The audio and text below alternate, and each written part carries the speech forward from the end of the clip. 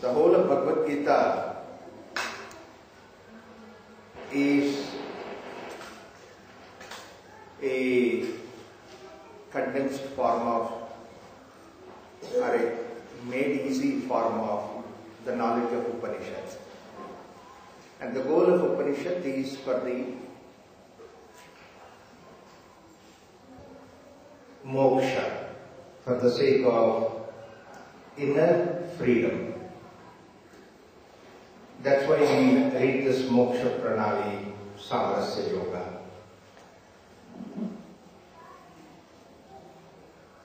If the freedom is something that you need to get it by doing something, then by not doing, it will not be there with you. Or if the doing is something which is supposed to give you that freedom, then at the time when you are sleeping, when you are not doing, it should not be part of you. The same way, if the freedom is supposed to be something as a result of doing, then after you die, who is there to do? So what happens to you? Is that freedom continues with you? That freedom seems to be something like a facility that you get in the world outside. But the idea is not like that. The freedom is something which is our own nature.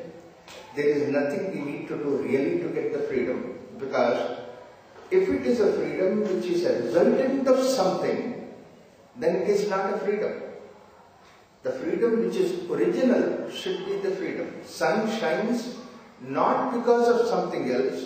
Sun himself shines, whereas the moon shines because of the sun. That is why the moon has waxing and waning. Moon shines sometimes and does not shine sometimes. The same way, if human beings' nature itself is not supposed to be the freedom, then there is nothing like that. You are always in the state of freedom. Mukti, moksha is not a part of you. So that is why the first and fundamental important idea is to know that freedom is our nature. In fact, that's why many sages, many saints who have realized this truth, they stayed there only. Like the way Ashtavakra, like the way Janaka, when he heard from Ashtavakra, he established himself in that peace. Oh, this is my nature. That's what they stayed. But ordinary people, what happened with us is, they were forgotten so much that we need to do something or the other, not to get the freedom, but to remember that our nature itself is freedom. Great scientists, great philosophers, they said that only the knowledge is sufficient, knowing itself is sufficient, that your nature is freedom. That's all right for the sake of Uttama Sadhakas. That's what the great people have achieved.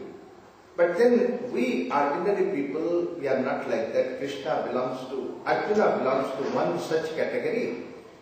That's why in the second chapter of Bhagavad Gita, Krishna says to Arjuna that your nature is freedom. And that's what is basically the philosophy of Sankhya says. Originally, you are the Brahman yourself.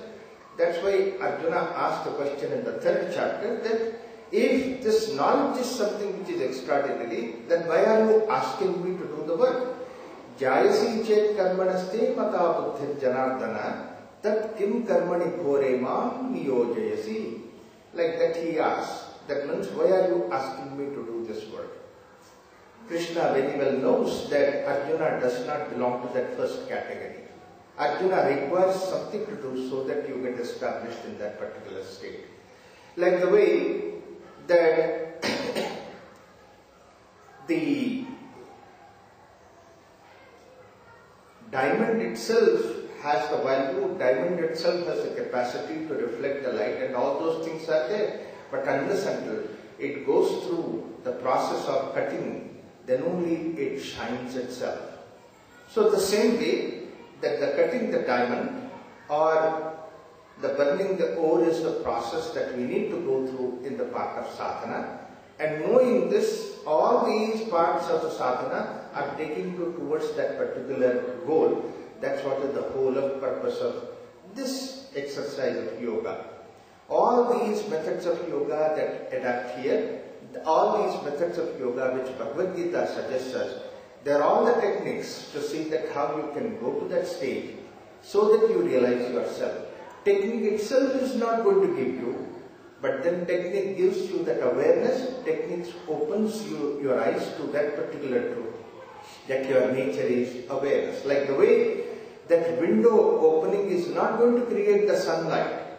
Sunlight is always there, we have closed our window and then we open the windows so that the sun comes in.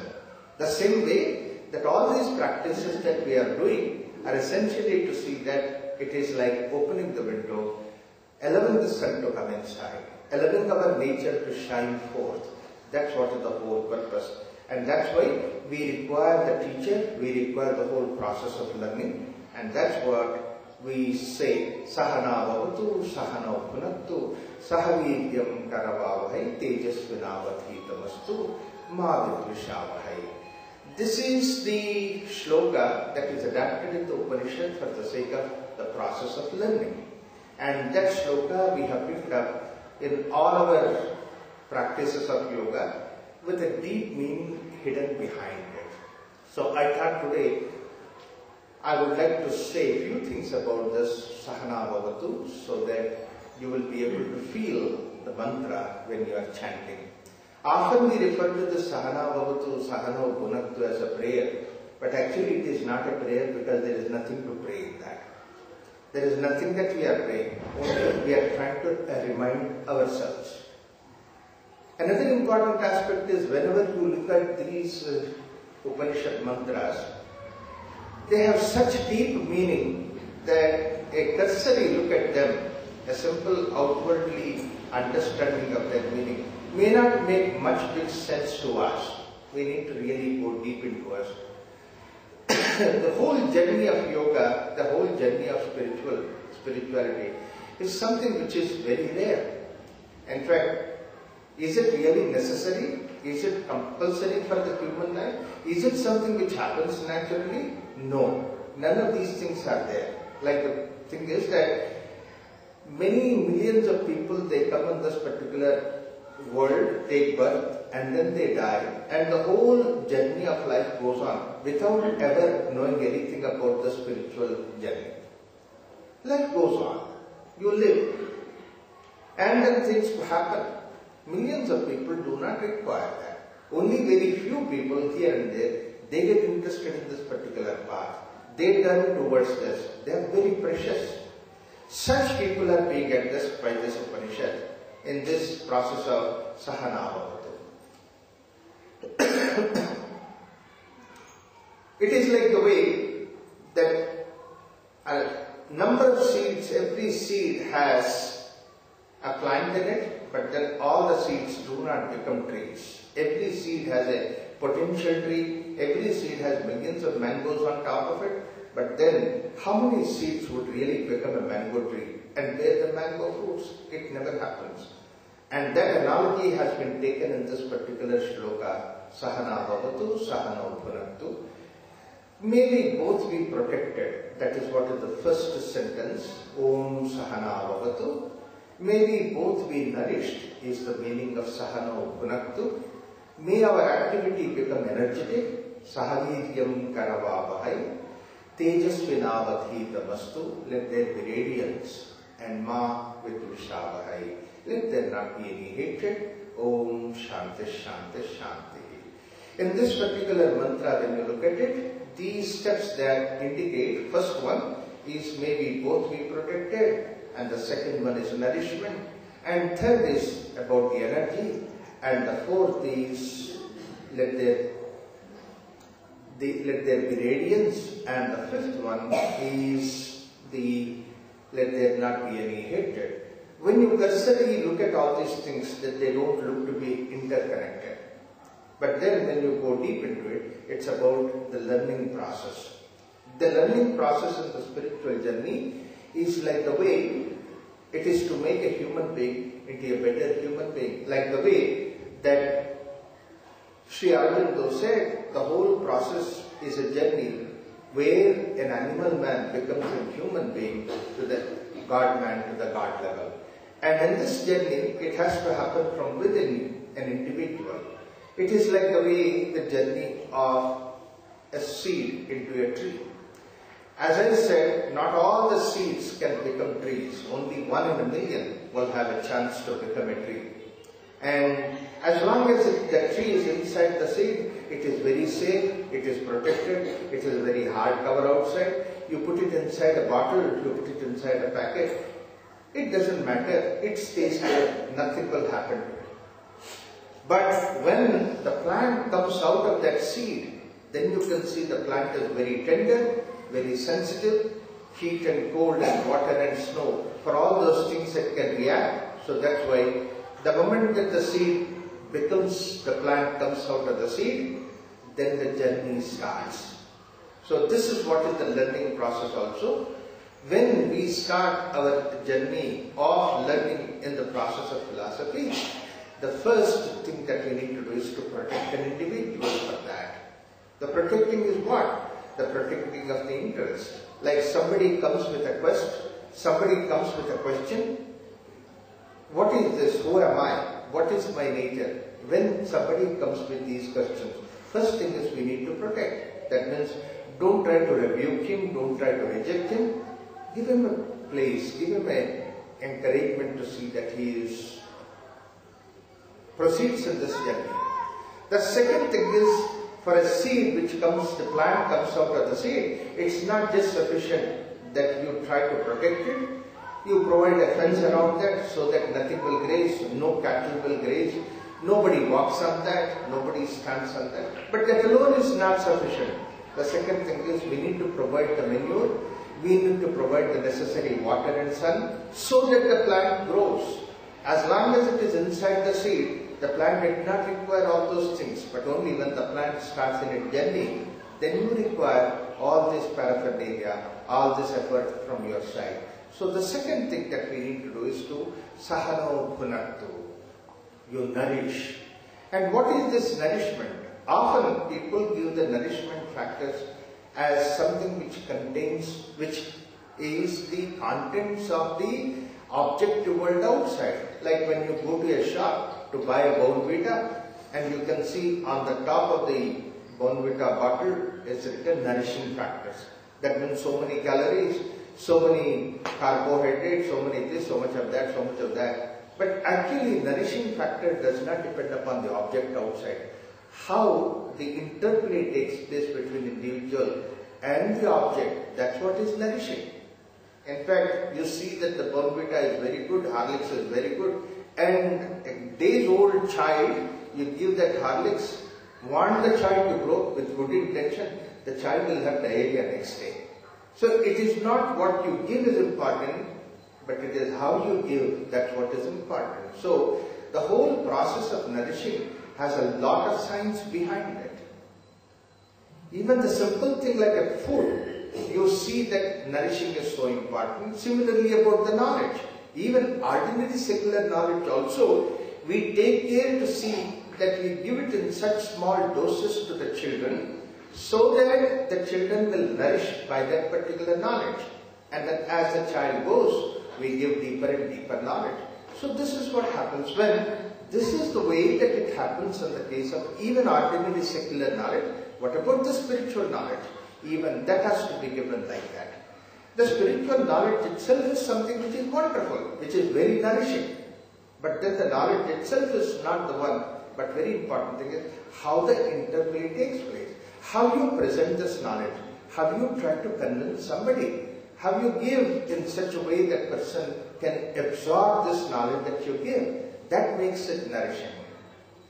Once I happened to be in Los Angeles, and then the moment I went, I called a friend of mine, and that lady, excited, hearing my voice on the telephone, said, Raghuramji, so you are here, how wonderful it is, are you giving any lectures, are you giving any talks on Vedanta? I said, yes, I am giving talks on Vedanta next week for about 4 or 5 talks are there. Oh, how wonderful that we are so lucky, being so far away from India, but we get all this, such nice knowledge. Recently, there was another person who came here for 1 month and gave a series of 20 talks on Ishavasya Upanishad. and now you have come, the knowledge will continue. We are really blessed. When I heard that, I was very happy. I was excited. I was also delighted to know that somebody gave 20 talks on Ishavasya Upanishad, and this lady heard about these talks. There must be some wonderful message that she must have received. At least a couple of them she should be remembering. So I asked her that you heard 20 talks and they were excellent, you say. So can you please tell me a couple of points that you learned, so that I will also be benefited by that. Because I keep giving talks on Ishavasya Upanishad, so that I will also learn a couple of things. Then she said, Raghuramji, you know that Ishavasya Upanishad is a very tough subject. Everything went above my head, but the talks were wonderful. How can you say the talks were wonderful when everything went above your head? It is not what you give is important, but how you give, that's what is important. And once Vivekananda, along with his brother disciples, Abhedananda and Adbhutananda, these are the two saints. Particularly Adbhutananda name he acquired because actually Adbhutananda was a sweeper boy at the doorsteps of Ramakrishna Paramahamsa. When all these people used to come in the evening, he would sweep the floor, stand outside waiting for if they require anything to supply. He was a very simple person, very unschooled and all that. But then he was so impressed by the spiritual knowledge of Thakur, Ramakrishna Paramahamsa and the whole thing, he also took to sannyasa. He was inspired by that. So he was a simple sweeper boy becoming a sannyasi. So that is why Vivekananda named him as Adbhutananda, the wonder monk. And later on, Kashi happens to be the seat of knowledge, and Ramakrishna Mission, when they started their center in Kashi, the Kashi's Pandits, not only they were knowledgeable, but they were also having arrogance of knowledge. So that's why, just to make them understand that it is not the knowledge that's important, but it is spirituality, Vivekananda put Abdhutananda as the president monk at the Kashi, at Banaras Ramakrishna Ashram. Anyway, this Adbhutananda and Abhedananda is very knowledgeable.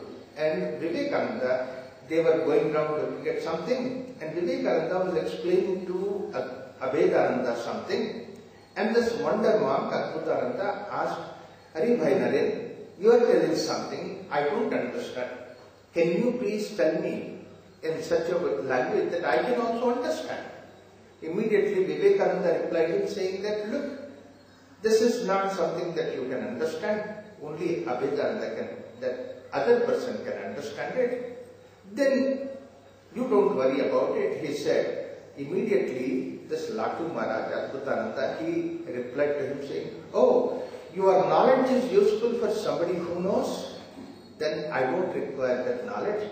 Give me the knowledge for somebody who is ignorant.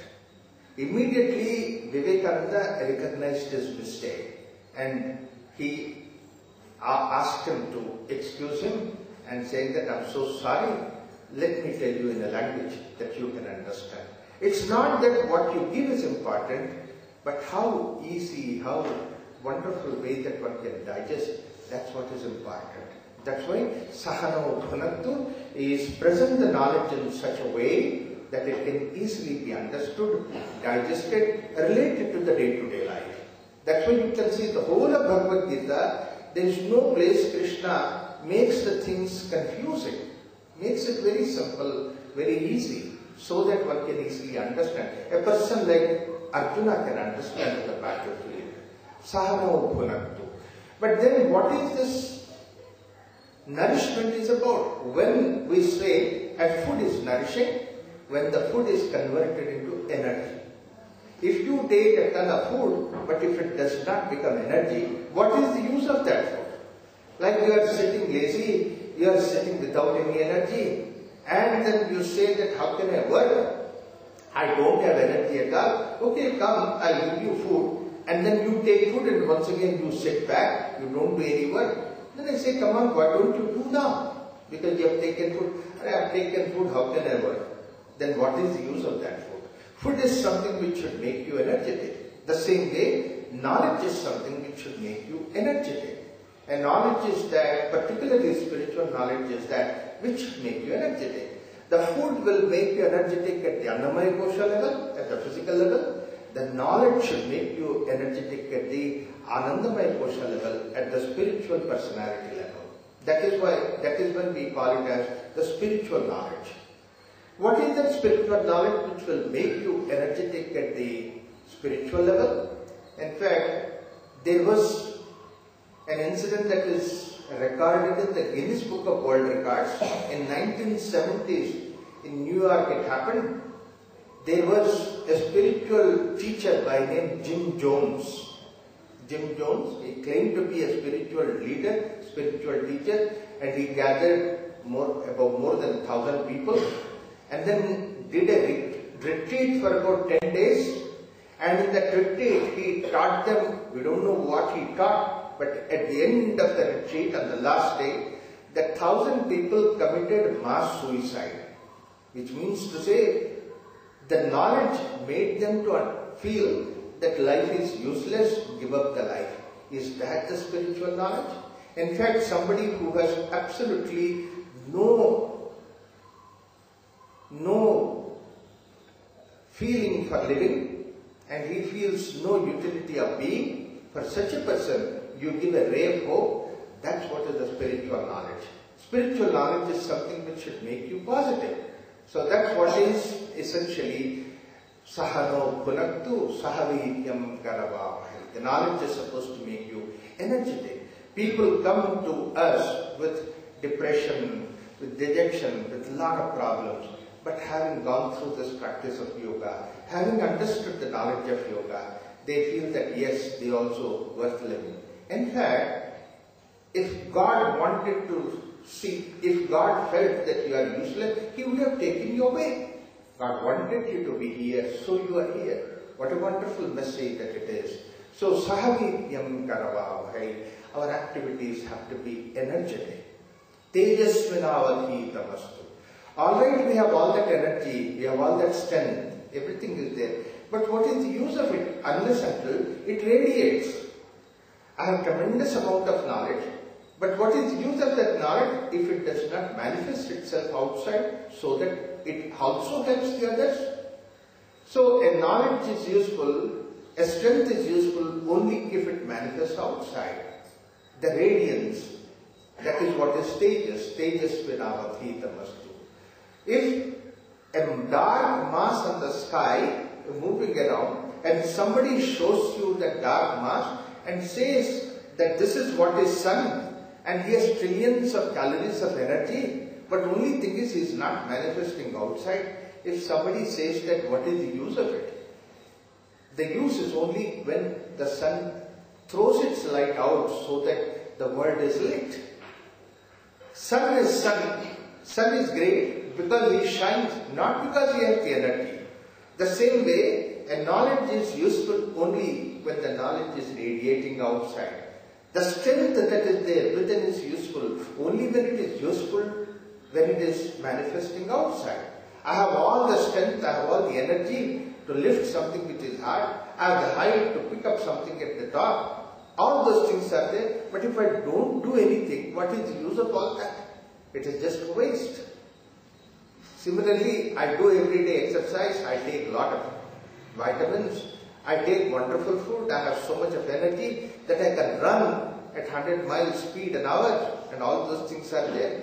But I am going in a dark alley and a helpless lady cries for help, and then by hearing that voice, if I run in the opposite direction, what is the use of that energy for? I should go to help somebody. My knowledge should help somebody. This is what Swami Vivekananda said, that my life I feel satisfied if I can wipe tears of one person at least. Let us try to give that way. In fact, the whole nature is created in such a way that it gives something to the world outside. A flower flowers to spread the fragrance on the world outside, does not ask anything in return. It is useful. Tejas, it spreads outside. Sun shines, does not take anything in return. Not only the flower, the plants give the flowers, Do not ask anything in return and make the world look beautiful. Everything is making this world wonderful, gives to this world. Even the least important earthworm, by being in this earth, makes the earth fertile. When this way that this whole creation is making this world wonderful, what is this human being creating? What are we doing? We are consumers. We take from the world. We don't give to the world. In fact, we say that I am great because I took much more than I gave. This is what is the business law. That you sell a product at a cheaper grade, so that you get more money, you spend less. Is that the equation that we have to shine by? We have to be also the givers of the society. If you pluck 2 leaves from a plant, provide the manure, provide the water to the plant, so that it will have 2 branches, then tomorrow the tree will be better, the world will be richer. In fact, I always say that if my grandson asks me that, look, your grandfather left a beautiful world for you, whereas what is the kind of world that you are living with for me? Full of stress, full of tension, full of dust and dirt. Is that the way that we need to do? A world which is richer by its richness, richer by the trees, richer by the meadows. This is what is the world that we need to create. Tejas Vinavati, the Mastu has to radiate. And then the radiation, that means you go and help somebody, you give somebody some help. Immediately what happens is that the person will be helped. He will be having a high gratitude for you. He comes to you with a lot of respect for you. Immediately a person can become arrogant, saying that, look, how much that I could help somebody, how much I have given to somebody.